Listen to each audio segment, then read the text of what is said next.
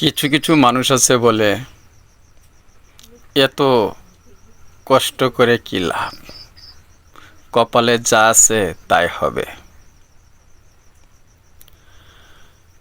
আল্লাহ বলেছে পরিশ্রম করো,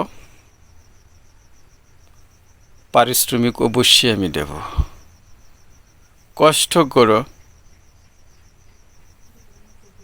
মিষ্ট পাবাই।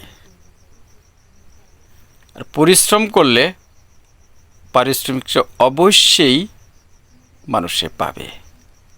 কিন্তু অনেক মানুষ আছে বলে ওইসব করলে কি হবে, ওইসব করার দরকার নাই, কপালে যেটা আছে সেটাই হবে। না না, আপনি যেটা আশা করবেন সেটা অল্প হলেও পূর্ণ হবে যদি কর্ম করেন।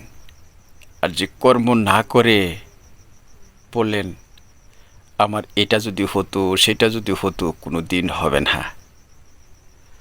পরিশ্রম করলে কেউ খালি হাতে ফিরে না, পারিশ্রমিক অবশ্যই পাবে।